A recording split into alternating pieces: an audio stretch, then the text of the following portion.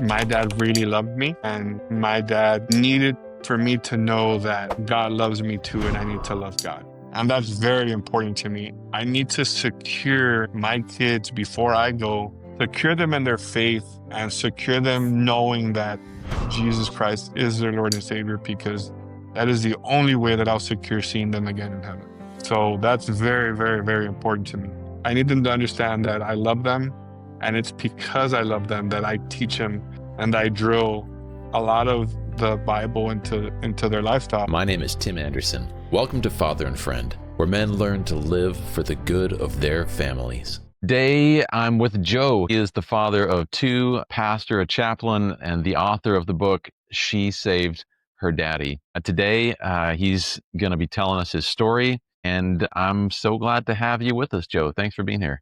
Thank you for having me, Bern. Appreciate it. Let's start. If you can tell us a little bit about your history. Yeah, thank you. My name is, like I said, Joe Saenz. I'm from South Texas, the RGV. Born and raised here. I've been a police officer for the past 14 years. I'm a school-based law enforcement department, so I've been doing that for about 12 years. I have two kids, beautiful wife. She was my high school sweetheart. Been together for a long time. Got married back in 2010.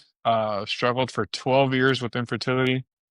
Finally, in 2019, we went through an adoption program department that we were gonna adopt. In March of 2022, finally got a phone call that there was a possibility of an adoption that was going to be available for us.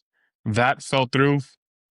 August 2nd of the very following month, April 2nd, the very following month, we found out that we were pregnant with our own.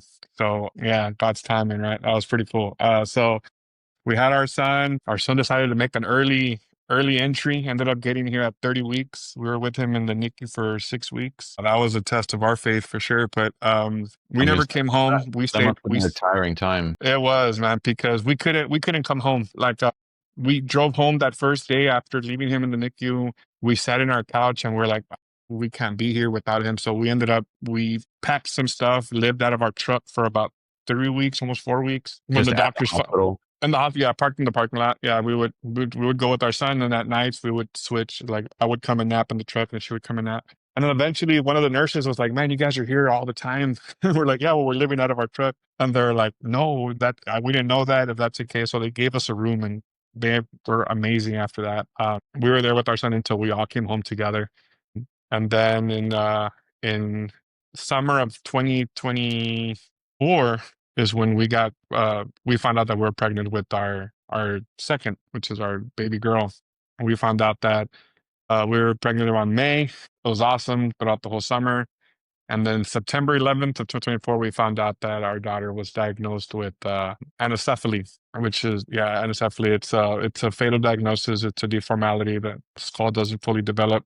We decided to carry her to full as long as we could, all the way to full term. Kept the diagnosis a secret. I feel like that was more for protecting her more than anything. Protecting And then her. after, What did you feel like you were protecting her from? from the sorries, from the pity, from the, I don't know. It was like a natural instinct to just, I want, when people ask me, how's the baby doing? I would rather hurt than for them to hurt. Cause I don't know. It's like, I owe her that at least. It was just, we would be like, oh, she's doing perfect. She's doing awesome. Blah, blah, blah. So we felt her move. She moved all the way to the very end. And as soon as she was born, she lived for 6 hours, best 6 hours of my life. Cause my whole family was complete. And then, she passed away. I went through a real hard time. And then after she passed away, like I said, the hard time I felt like needed to happen because that's what brought me closer to God.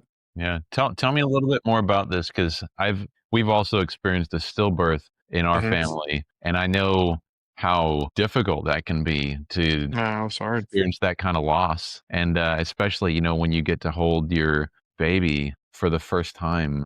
And in July of every year, we visit the gravesite of Moses, is his name, Mm. and we look at the pictures and we remember that time that we had. And I know there's many people who have experienced similar things. So can you talk about your experience in that a little bit more? How was that with your wife and you walking through that together? It's rough, man. It's still very tender, as I tell people. It's still, I mean, I'm able to talk about it a little more now, but those 6 hours that we had her, I mean, she opened her eyes. We got to see her. I got to feel her.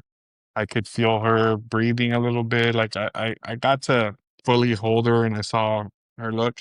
And it was a matter of, I remember telling people, if you're going to come in to see her, like my inner circle knew, right? They knew from the get go. So those were the only people that we allowed to come in, my brother, my sister, my immediate family, my wife's immediate family. But I told them, if I see any of you guys crying, I'm kicking you out immediately. Like, because I don't want her to experience any kind of sadness at all in the little time that we have her here. So I was very like, I mean, yeah, as a father, we're real protective of our kids, but at that moment, it was like on a whole another level. Like, even if you look sad, go outside until you feel better, then come inside. You know what I mean? Like, I need you to be here with positive vibes. It was beautiful. The 6 hours with her were awesome, and which were it almost felt a little like supernatural. Like, it was very like, because we didn't know. We didn't know how we were going to feel. Like, are we going to be sad knowing that she's going to pass away? Like, what?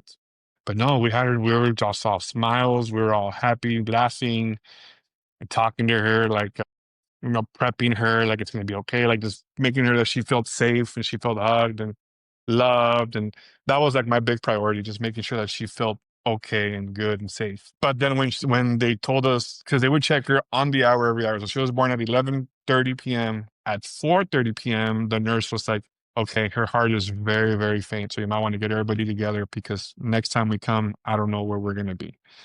So at that point, I told my wife, oh, we held her for, at that point, it was 8 months. I'm going to hold her this last hour, just to be on the safe side. And then um, I held her. I was the first one to hold her between me and my wife. And then at the end, I told her, let me hold her at the end. At least give me that. So she's like, yeah, of course. So I held her.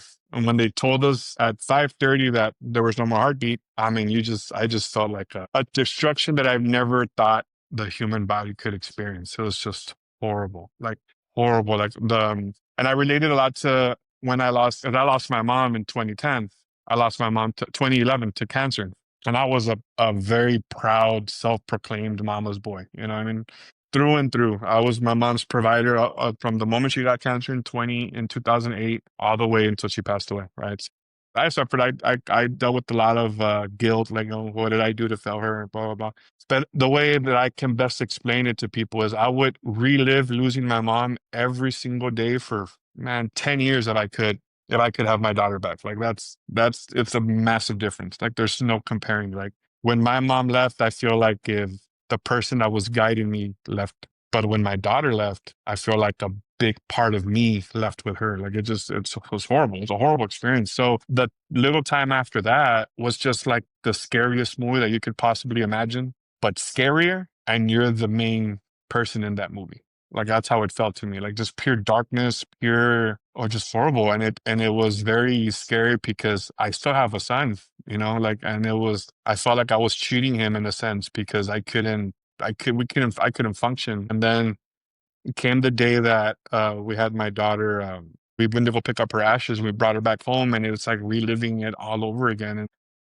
And it was just, I don't know, it was just horrible. It was just a horrible experience and time in my life. And then I felt real disconnected with my wife because we were both grieving very differently. I felt like, so I know the stages of grief, right? I feel like my wife got to depression a little earlier than I did. And I feel like if we kind of like were bumping heads at it, like, well, why am I here first before you? We're supposed to be here together. And it's kind of like, I don't know, like maybe I was still in denial. I don't know. Maybe I was still hopeful that this was like just a massive dream that I was going to wake up. And I don't know. But I still remember the day I told people, I still remember walking into the depression phase of grief. And that depression, I wouldn't wish that depression on my worst enemy. It was the scariest moment of my life. And it was to the point where I had one night that I was in my living room. It was like 2 a.m. I was in the living room. And I remember like just like I'm like, okay, I'm tired, like I'm exhausted of feeling like this. Like, what can I do? And as the father, what was eating me alive was the question that I kept replaying over and over is, did my daughter make it to heaven? Like, is she, and who greeted her in heaven? Does she feel safe in heaven? Or is she safe wherever she is? Like, that was what was in my mind. Like, is she okay? Like, is she okay? Is she okay? So my mind was so low that I had somehow convinced myself that the only way that I was going to get my answer and also provide for my family was to end my life. and it was horrible. Like, I'm like, okay, I need to be with my daughter. Like, there's now, how do I do it? So I'm like, okay, so if I do this, I'll be with my daughter again, because God will know that I'm doing it because I'm doing it. I need to be with my daughter. Plus, it would also give my wife a little peace of mind knowing that one of us is with her while she's here with our son, right? And I was so convinced that that was the way to do it, and I developed the whole plan, and as it got dark, man, it got real dark, and that's when I had this massive realization, like, what are you talking about? What are you doing? You have a whole family here, dude. You have a son here, and then I just felt like such shame. Like, man, you're an embarrassment. If your daughter saw what you're doing, like, she would be embarrassed of you right now. Like, it was like so much shame, so much like, man, I can't. So that's when I was like, you know what? I give up. I gave my life to God and told him I can't handle this. Like, this is too much. Like, this is just beyond my own control. And yeah, my life did a whole 180 after that, man. It's been real different. And then I've learned to really appreciate my son. Did some life changes dramatically. And I was, during COVID, I got real big into gaming, and I had invested a lot of money into my gaming hobby, I guess you could say. I gave that up completely. I even sold my PS5. I have no need for it anymore. I focus 100% on spending as much time as I can with my wife, my son. We just got back from California. I took my son to Disneyland. I try to do as much as I can now, and every moment that I can. Just this morning, I went to a breakfast with a couple friends. I took my son with me, so I'm there with my family as much as I can now, because I feel like that's the best thing I can do for them, and that's what they deserve. I mean, they deserve the best of me, like, and even now with my daughter, I know sometimes I still think of her, and I do feel sad. I do. I'm not gonna be wrong. She's my daughter, but the way I see it now is I'm so tired of always feeling sadness when I think of my daughter. It shouldn't be like that. Like, when I think of my son, I get really happy. So why is it that when I think of my daughter, I feel sadness? Like, so I'm put it in my head that from now on, when I think of my daughter and sadness comes to me, I rebuke it. I'm like, man, my daughter deserves happiness. Um, she deserves to be remembered in a good way. Like, she was beautiful. She looked like a little carbon copy of my son, to be honest with you. She was at her little mouth, her nose, her eyes, hers was just gorgeous. So why doesn't that bring me joy? Like, why do I have to go automatically to sadness? So no, I rebuke it, no, man. Every time I get sad, I'm like, hey, get away from me. I throw it to God, and I'm like, no, let me feel love for my daughter. And I do. That's why now I can actually say this whole story without breaking down, man. Because before, I would mention my daughter and instantly waterworks, and Yeah. but now it's a sign of healing. I don't think I'll ever be healed by it. But I'm learning to live with it, and I give her a lot of purpose. So that's why I wrote the book, She Saved Her Daddy. The book's loosely based on my whole transition from losing my mom to losing my daughter to finding my faith. And I promote it not for me, I promote it for her, right? And even the book, I clearly says that this isn't for my memoirs, it's my testimony of what she did for me, because this is how I give her life purpose. And she was only here for 6 hours, but she did in 6 hours what no one ever did for me in 38 years. You know what I mean? So, and that's all thanks to her. So I give her all the hype, that she deserves. When our son passed away, I remember thinking to myself that he was as close as he could ever be for his 9 months that he was in the womb to the person who loved him the most on this earth. And he passed away 2 days before he was born. And so my wife gave birth to him, in Mhm. normal fashion. But he was with the person who loved him the most on this earth, as close as he could be, and he went directly to the person who loved him, who loves him the most out of anybody ever, anywhere. Ever, yeah. The And one that created him. that's right. And we're all going to have to face death ourselves at some point. And who am I to decide if that's at 0 or if it's at 104? Yeah, exactly. So I certainly found that a place where I wouldn't call it happiness, but I also wouldn't call it sadness. I think it's some mixture of seeing all those things at the same time and longing for the world not to be broken in that way, Yeah. you know? That was my wife's biggest thing. My wife would always tell me, she's like, I'm her safe place. I'm her, like, she's alive in me. Like, she might not live out here, but she's alive in me. Like, so now my wife, that's, and I get it. Now my wife's coming a lot more. She joins me during my ministry stuff, and she's putting her faith in God a little deeper now. So she's able to talk about it more. She's in the process of writing her own book. And I told her, hey man, it might be a little therapeutic for you. Let's say, to put it out there and put it on paper. And I've read a couple of her manuscripts that she has, and I'm like, man, you might actually beat me. Huh? But I tell her, like, that's our biggest strength ultimately is our testimony, because people need to see that even in times like that, there's still a little bit of hope. And I mean, this more than anything, there's not a lot of other pains you could feel worse than losing a child. I can't imagine anything else. Maybe losing your partner, but losing a child is a very unnatural part of life and deserves to feel like that. But it's crazy how the human mind somehow will still try to get you out of it one way or another. And I know there's parts of when I lost my daughter that my mind blocks off completely, but it's just trying to protect itself, and and you can't be the best version of yourself if you just dwell in all that sadness. I mean, I don't know, man, it's just me, but it finds a way to survive, I guess I should say. Yeah. Tell me a little bit about your upbringing. So thank you for sharing all that, first of all. But Yes. I know that's like clearly a significant event in your life, Yeah. That was a turning point for sure. Yeah. Yeah. So tell me about your kind of what your own upbringing was like with your own father, and then to today. You can go through that turning point also. Yeah. My dad. So my mom and my dad are first. I'm first generation American. Both my mom and my dad crossed over here when they were younger from Mexico. Eventually, both became American citizens. But during my youth, my dad was a very, very good provider. Very good provider, the best. I don't even think I'm as good as a provider as my dad was. But one thing my dad sacrificed was spending a lot of time with us here. So when I say that is he was one of those, I'm going to go work up north. So my dad worked, we always stay here in Texas. My dad would work places like in North Dakota, Minnesota, Nebraska. He worked in the oil rigs and stuff. Yeah. So Okay, he was a staff places where no one wants to work, it sounds like. Yeah, pretty much. Yeah. Every once in a blue moon, he would take us up there. But, my family in general was very close knit. So my mom couldn't be far away from, my grandparents or my aunts and uncles. So we would eventually end up coming back down. And there would be times where I would see my dad maybe 3, 4 times a year sometimes. So my mom did a lot of the raising and a lot of I learned how to be a person through my mom and through my dad, mostly through the phones. And when my dad would come down, it was amazing. Like, it was a lot of fun, but it was really hard to be a father for my dad because he wouldn't see us a lot. So he couldn't do a lot of like the disciplinary stuff because he was one of those, I barely see him. Why am I going to get mad at him kind of deal? You know what I mean? So my father didn't really know how to really be a true father in the sense of a present father because he was always working.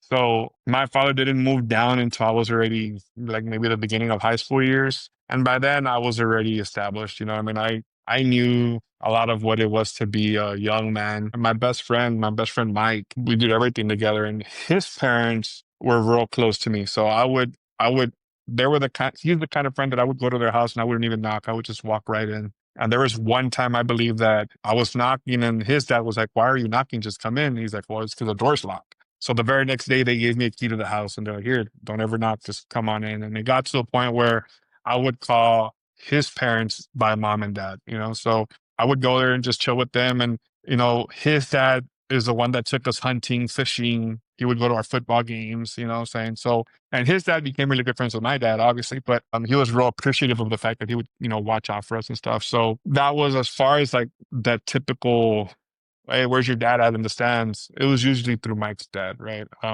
My dad was always working, and I never like held it against him because I also grew up really good. Like, I always had food on the table. I always wore nice clothes. I got my first vehicle when I was only like 14 years old. Like, you know what I mean? So, but I was missing my dad. I had everything. I just never had my actual dad. So, but I never held it against him. I still don't. So eventually when my mom got cancer, my dad was with her till the very, very end, So he eventually did remarry. He had a little girl a couple of years after. So to me, it was so cool because I finally got to see him be a dad. I got to see that, and again, and maybe it's different for my other siblings, but for me, like I really enjoyed and appreciate that he goes to his daughter's, little stepsisters or my half sister, to her baseball games, and he's there for everything. He's enjoying it, and I'm like, man, I'm glad he gets to leave this world at least enjoying it with her.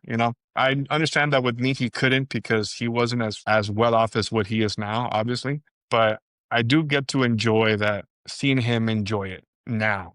Um, and I feel like he deserves it, because he couldn't. I know he wanted to when we were little, but he had a responsibility, and I get it. He's real old school. He's one of those. I think my dad's only told me he loved me maybe once or twice, and it was when he was drunk. I get it. He's your traditional, hard, stoic Mexican, raised by real tough. I get it, man. It is what it is. But on the other side, my mom was very passionate. So my mom would always tell me that she loved me, and yeah, and she would tell me like, your dad loves you too. And I know, like, I get it. Like now that I'm older, you know, it opened my eyes, especially once I became a dad. So no, I understand him 100%. And he's still, even now, like I'm 38 years old, and I guarantee you that if I call my dad, hey, I need help with this, he'll come right away and help me out.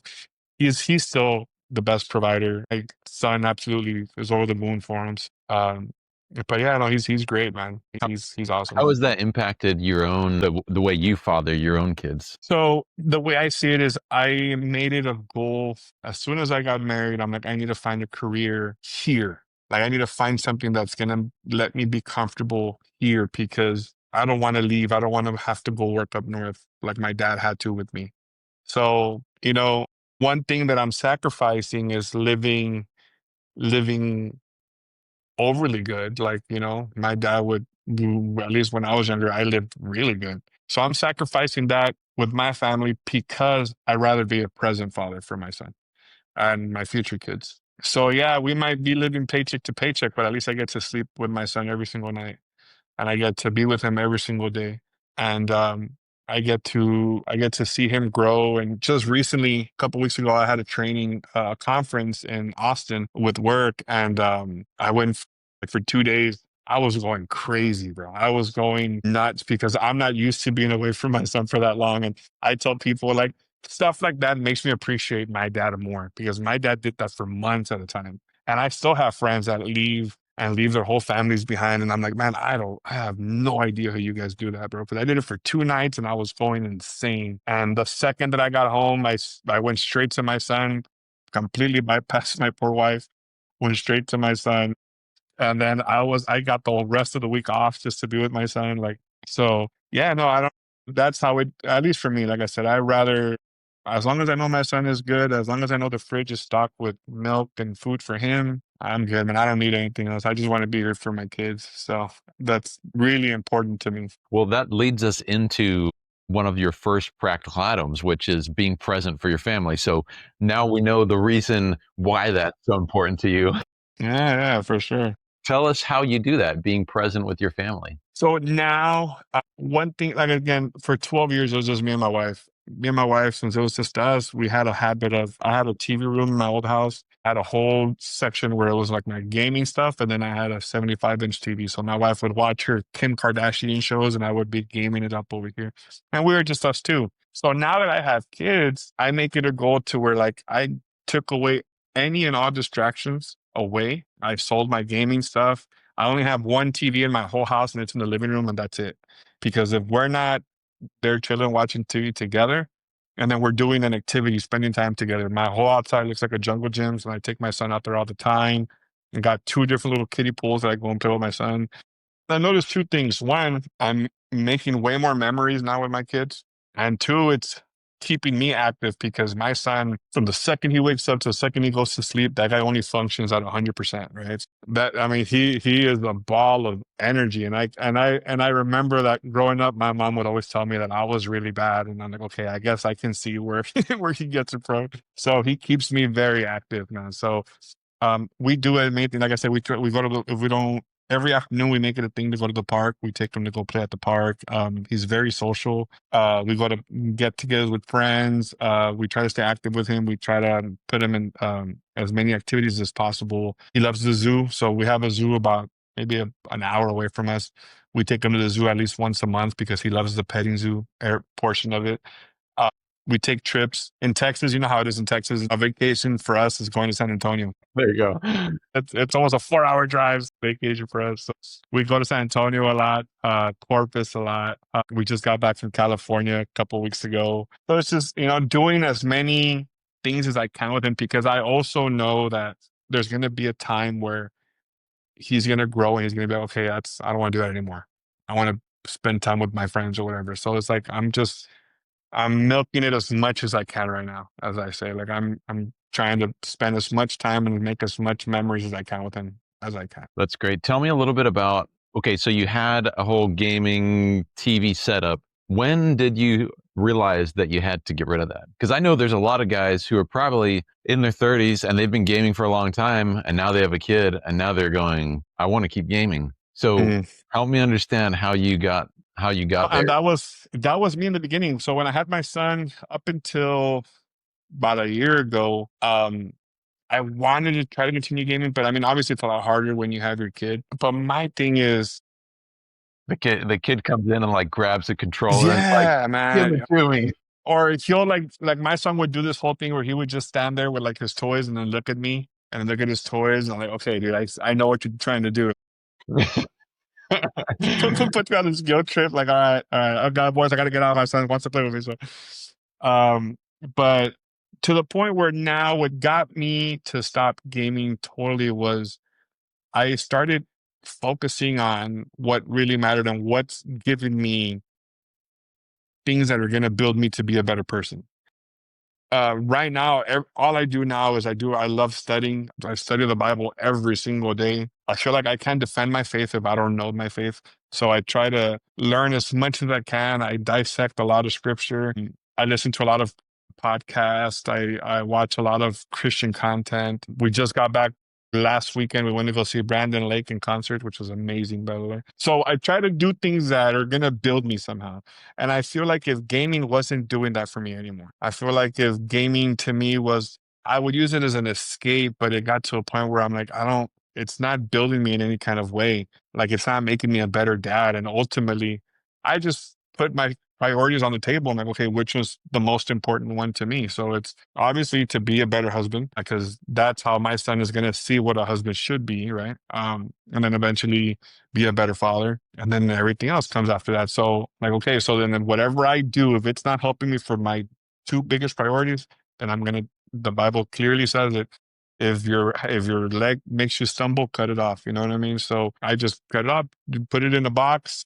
Recently just sold my whole gaming entertainment center. I have no need for it, man, because again, I made it a priority that my family comes first. And if and some people will still justify like, hey, well, you know what? If 1 hour a day won't kill you, dedicate that hour to something else that's going to benefit your family, man, because you're not going to have your family forever. You know what I mean? And the way I see it is I got to prep my son, especially my son. I don't know how I would be once, if Annie was still here, maybe it would be different, because with, I expect for someone to take care of my daughter, but my son, I feel like I have a responsibility to him, to get him ready for the world, because, if we can keep pretending that the world's the same for men and women, but it's not, and I feel like I have a responsibility to my son to prepare him for this world, and me gaming for hours at a day is not going to do him any good, and so I feel like I just got to focus more on him and focus on making him better and teaching him stuff and just spending time with him, man. Because I feel like the more I game, the less time I'm with them. Just priorities. So once I figured out to answer your question, once I figured out what priorities meant more to me, that's when I stopped gaming. Once you realized your family, your role as a husband and a father was more important than you being entertained. Exactly. Yes, you were like, this is obvious now. Yeah, it makes sense. I'm at that point, I couldn't justify it to myself anymore. Like, anything I say makes no sense to me anymore. You're like, but it's good for me. And I told my wife, hey, you know what? Maybe down the line, once my kids are a little older, I might get it back. Maybe, I don't know. Or maybe I'll buy it for my son. Maybe he can play it. And maybe if, hey, dad, let's play together. Maybe, but he's not, he's at the age where I just bought him a little trampoline the other day, and he has way more fun with that. So if that's what he has more fun, then I guess we're going to stand by the trampoline. Like, that's what matters. Yeah. That's good. So be present. You talked about travel a little bit, and it does sound like you guys travel a lot. Is that related to family experiences, traveling? Yeah, most definitely. My mom had a saying, I work to travel. So I kept that thing. So I told my wife, as soon as we got back from Cali, like, okay, let's start planning what we're doing next year. And so we do three things. We do a small trip every year, a big trip every year, and then a solo trip, which is just me and my wife every year. So with small trips, we can take several of them. So small trips to us is like going to San Antonio, going to Corpus. In Corpus, they have the aquarium. They have the Lexington. We take our kid there all the time. He loves it. San Antonio, we take him to. So we have the season passes for SeaWorld.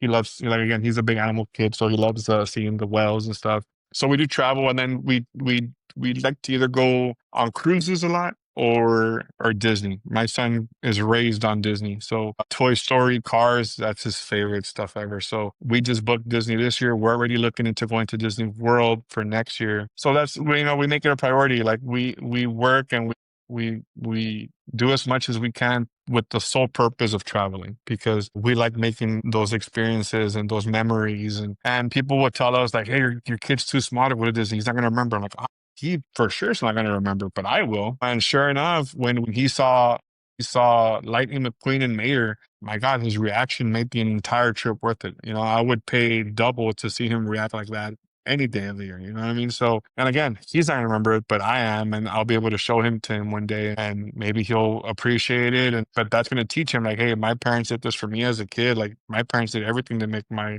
childhood amazing.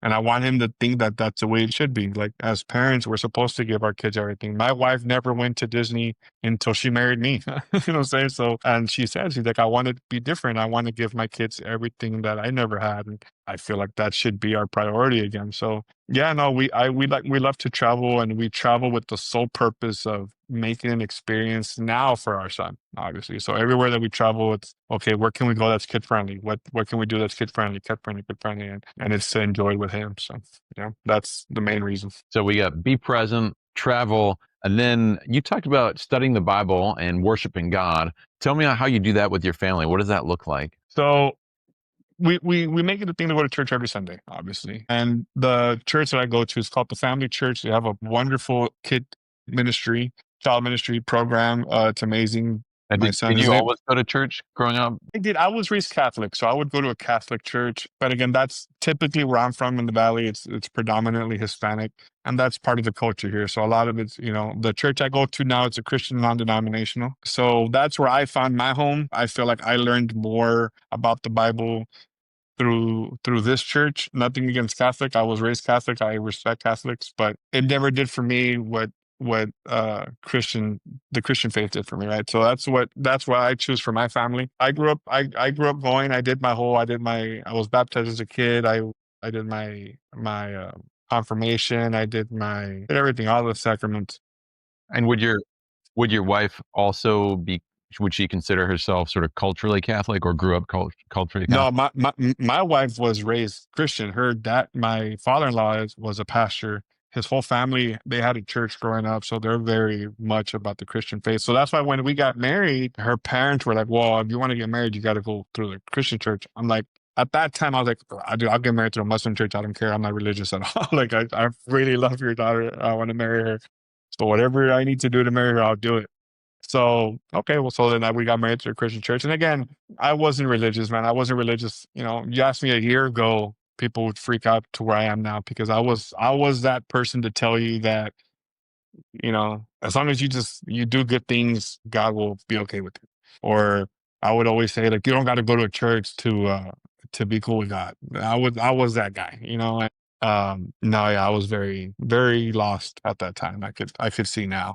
Church is where you go to make community, and I want to make sure that I reinforce that with my family, because we're not meant to traverse this world alone. Like, we're supposed to surround ourselves with God-fearing people, and people that know the faith, and like me, like, I feel like I have a calling. The very last verse in the book of Matthew says that for us to go out there and make disciples of everybody in the world. You know what I mean? Bring as many people to God as we possibly can. And that really spoke to me, and I feel like that. And like I told my pastor, I feel like if that gave me purpose, other than being a good father and being a good husband, I feel like it's my job to bring as many people to God as possible, because I feel like if I have this beautiful gift that I want to share with people, And it's like I feel bad. I'm like, man, you guys need to feel this love of God. It's amazing. You're stressed out. You feel this? Hey, trust me, I have the perfect thing to make all that go away completely. You know what I mean? So yeah, no, and then like I said, we do pray every night. Me and my wife. Well, we have Bible studies by ourselves every single night. We especially through the book of Psalms and Proverbs.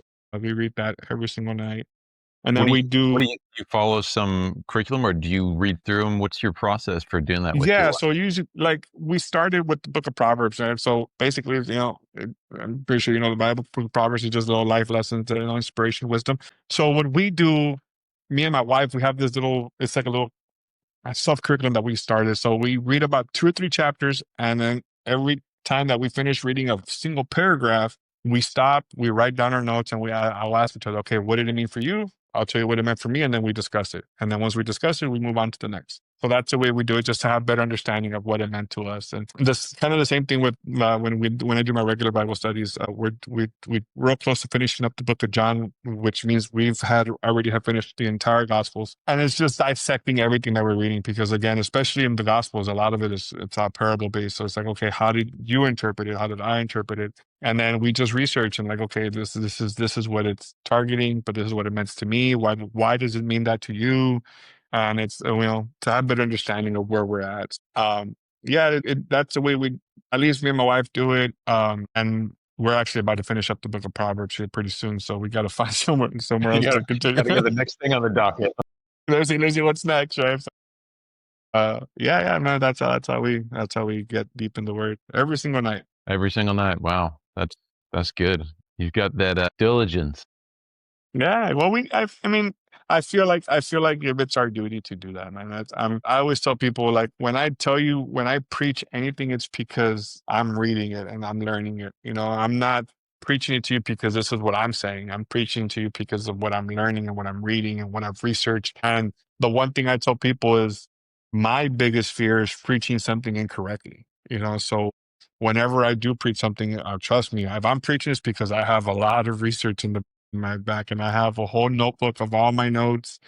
And uh, I make sure that I preach not opinions, but I preach several ways something can get interpreted. And like, okay, and then whichever one of these fits what you feel, and then you integrate it with how you're feeling and blah blah blah. So yeah, it's never opinion based on what I feel. Like, this is just off of what I read and what I'm learning. Everyone's gonna understand. Everyone's gonna take it how it means to them. It's gonna be different. You know what I mean? So it's just a matter of navigating them as best I can. So with the being present, traveling, worshiping God, what is it that you want your kids, your son, to leave the house and say, "My dad, I remember him for this." What is it that you want them to remember when they walk away from the home? Two. I've never asked myself that, but the two things that come to mind are my dad really loved me, and my dad needed for me to know that God loves me too, and I need to love God, because I want to secure, and that's very important to me. I need to secure my kids before I go, secure them in their faith, and secure them knowing that Jesus Christ is their Lord and Savior, because that is the only way that I'll secure seeing them again in heaven. So that's very, very, very important to me.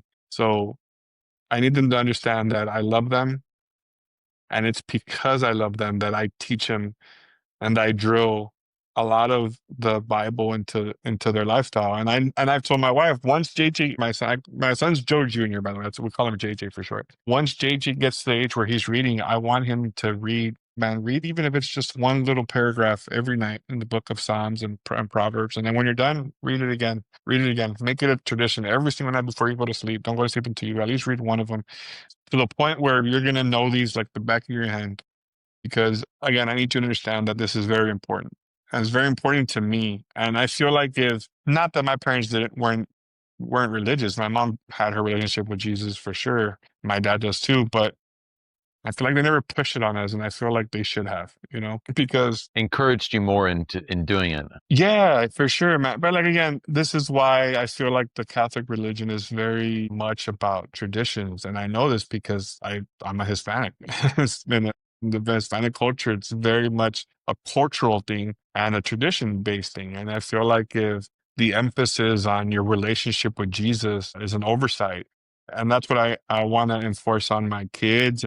Even like with I have my sister who's real close to me, and she has 3 kids of her own who I'm super close with. And I always tell them all the time, like, just talk to God, guys. Like, there's no particular way to do it. Just open up your hearts and talk to God. Tell him what you're dealing with, ask him for help. And the more you talk to him, the more he's going to get to know you. And that way, the day after tomorrow, when you go to heaven and meet him, he's going to know exactly who you are. And that's the most important thing. Because the last thing you want to do is go to heaven. You never talk to God. He's going to tell you, man, I have no idea who you are. You never talk to me, So open up your hearts to him. And that's the real big thing that I tell people now. Like I said, I don't know how or what way, just accept him as your Lord and Savior and talk to him, get to know him, befriend him, because he's your ticket into heaven. So especially, like I said, especially my twins.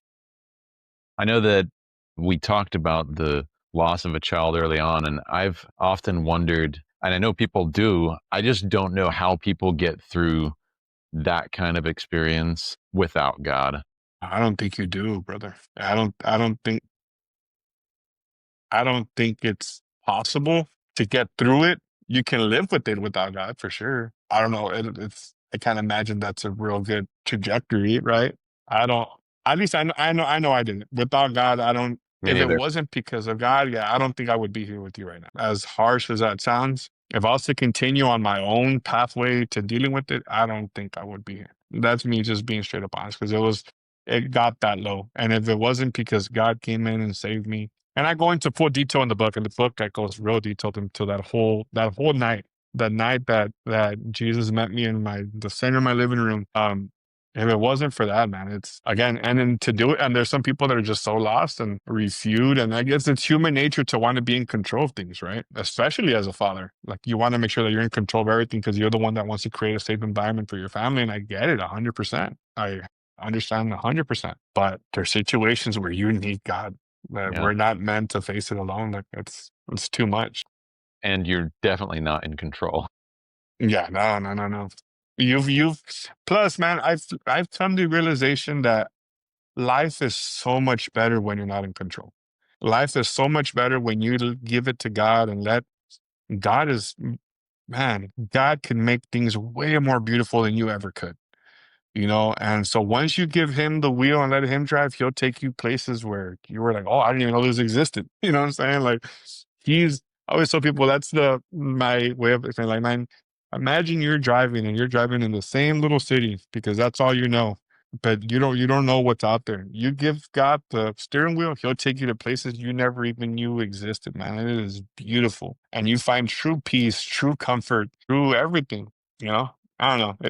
It changed my life dramatically, and I wish I had better words, and I'm learning to explain it better. But yeah, life is so much more beautiful on the other side once you give the control over the thing, for sure. It makes you a better version in every aspect. Every aspect. So you are a pastor chaplain, you're a school district police officer, truancy officer, Yes. you've got a ministry, you've got a book, and I just want to understand with those roles, you, in some sense, are also a father figure, especially I imagine at the school as a police officer. I imagine there's a lot of kids who love you, and maybe there's some who really don't like you. I don't know.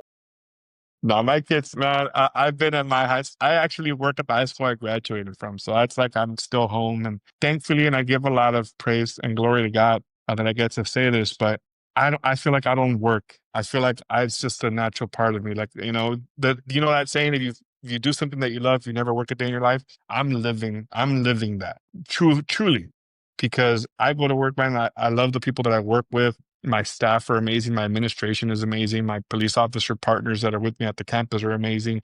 The kids are amazing. I'm what you would call the cool cop, and I take so much pride in that because of that, I've been able to help so many kids. I have so many kids that come up to me, hey, sir, I need help with this. Sir, I need help with that.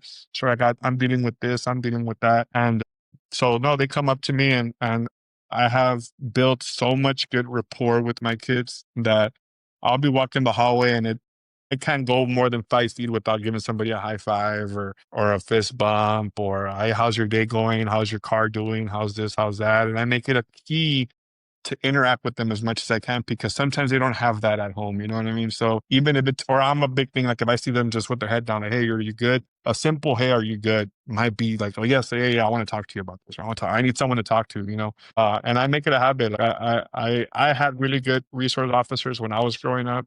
So I feel like, I need to be that for a lot of these kids. So now my kids love me, man, galore. Like they're the best for sure. So and I wake up looking forward to going to work every single day. So it's awesome. That's really special. So fatherhood and that sort of attitude of you're not quite their father, but you're certainly, I imagine, a mentor figure for them. For sure. Yes, sir. Tell Yeah. me I about have I helped start a program a couple years ago called an Explorer program, and they're basically like junior police officers, right? And I'm one of the assistant directors for that, and it's great because some of these kids want to be cops one day, you know, so they get to work alongside with us, and we kind of take a little backseat and let them kind of run the program, and we just kind of guide them, you know what I mean? Because it teaches them like the responsibility of being in control of a program and stuff like that. And we just mentor them, or we'll work athletic activities, and they'll be assigned to us for those activities. And then so we kind of tell them like, hey man, look, if this person comes here, this is how you act, and this is what you do, and this is, and they're so intrigued because of, oh, we get to work next to a cop, you know. So I take that real serious, and we try to make our kids um, as ready for real life scenarios, while at the same time focusing on keeping them safe, right? So when I say that I went to Austin a couple weeks ago, we actually took our explorers. It was a conference. It was the Say What Tobacco Awareness Conference in Texas. It was in Austin actually, and it was awesome. They loved it. We were there for 3 days. They learned so much. A couple of my kids actually got invited to be teen ambassadors for the actual program itself. So it's amazing, and the kids love it. They get a good experience out of it, and again, that's part of the whole mentoring thing. And then we bring that back. We get to show it off to the rest of the other kids, and you know that intrigues more kids to want to be a part of the program. And that's just one of the many things that I do.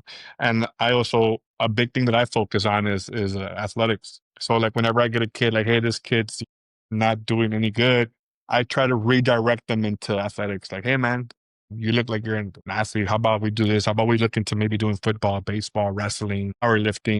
So I always try to focus them on something else. It's just you got to find ways to keep them engaged and keep them excited about going back to school and staying in school and graduating. Yeah, man, that's my focus for sure. what have you learned about fatherhood in that? It's funny because so when I had JJ, I was a police corporal at a middle school. And I noticed that my whole demeanor as far as policing changed dramatically. Like changed dramatically. It's because I was real like, if you broke the law, then it is what it is, black and white. You know, if you break the law, you're gonna pay the consequence. Now I'm like, okay, hold on, what can I do to help this kid? Because what if my kid one day doesn't? So I tell people becoming a dad ruined me as far as being a cop. That's when I switched over to the truancy division of it, because now I get to help kids just come to school. And there's a lot of kids, and the reason why truancy is real important is because there's a lot of kids that want to come to school, but some of the parents are so careless, and they're like, "Nah, I didn't take them because I didn't want to get up." I'm like, okay, well then you know what? I'm gonna take you to court, and then you can explain to the judge why you're not taking your kid to school. You know, your kid deserves to be in school. Your kid deserves an education. Some of these kids eager to go to school. Sometimes they get a better meal at school, or sometimes they get better taken care of at school, and they're denied because the parents just don't want to be parents. So, or at the high school level, I get to help a lot of kids. Hey, sir, I have a couple credits that I'm missing. What can you do to help me? So I take them I have conferences with their counselors, like what can they do to make up hours, blah, blah, blah. And then we help them graduate. So I get to focus more on that aspect, like, you know, getting them to school, helping my high school kids graduate, being a mentor to help them be better as far as, you know, graduating and stuff like that. So compared to working like the actual beat, you know, stopping fights and drugs and, you know, assaults. I don't really focus on that too much anymore. We have a whole nother team that does that, and I just get to focus more. And like I tell them, you wouldn't want me there, dude, because I would be helping out Urban. Like, I'd be cutting brakes left and right because, and then my son is too little, so I think a lot about that. So. That's special. It is interesting though, isn't it? I think you do get a different perspective when you become a father yourself, and you see, Dramatically, especially dramatically. I imagine for you, when you see young kids who they're acting a certain way, and you realize they are responsible, but it's not just them. like the whole Hmm. host of reasons why they're doing Hmm. what they're doing, and some of them are not in their control. And so I imagine it gives you. That's something that I ask a lot. Like, what, like, let's say there's a kid gets into a fight, and before it's like, hey, you know what? Fight disorderly conduct. There's the charges. Good luck. Now it's like, what's making you so mad? Like, why come to school thinking that fighting is the thing to do? And they're like, well, it's because of this. Okay, well, hold on. Let's dig into that. What can we do to make that situation better? Or what can we do this? You see, and it's like, okay, what can I do to help you? Because in the back of my mind, if this was my kid, I would hope that somebody would help him too. You know what I mean? Like that's the only thing I think about. And I always tell parents, like, I'm on the side of the kid. Like, I'm not on the side of the parents. I'm sorry. Let's say if you're a bad parent, then you're a bad parent. But these kids, no matter who they are, they haven't even fully developed to think on their own yet. The mind doesn't completely develop until you're like in your mid 20s. So these kids don't have the understanding. They don't have the mental capabilities to know what they're doing is sometimes wrong. Like, that's why as parents, you're supposed to guide them. So that's why truancy is perfect for me, because it's like, hey, be a better parent, or I'm going to show you in the court, you know, this is the way it's supposed to be. Like, it's the kids deserve better. I feel like we have to be the kids' voices sometimes, and if it requires me having to have to take them to court for it, so be it. It's what's good for the kids. You sound like you're a fantastic school truancy officer. Thank you. Appreciate it. I think you do. You're right that God has given you the right fit for where you are. That's Thank you. special. The special thing. Do you want to tell us a little bit about the Forge Ministry in the book, and then we'll kind of wrap up? Yeah, yeah. So the Forge Ministry started off as a men's group, really, back like maybe like January, February. And I had a couple members on there, and it was the same thing. I actually got inspired by watching the movie The Forge. It's on Netflix. It's a beautiful movie. Like, hey, you know what? I want to start something I got back home. And then I started it. It was pretty cool. I had a couple guys in there. We would chit chat, and whenever someone had any kind of issues, we would go. But then Matthew, I believe it's 28:19, says go out there and make disciples of everybody, not just men. You know what I mean? So then I was kind of like, that just dug real deep into my heart. And I was like, you know what, maybe I should make it broader and just start allowing, anybody to come in here. So now I kept the name the same, still the Forge. Before it was the Forge Men's Fellowship.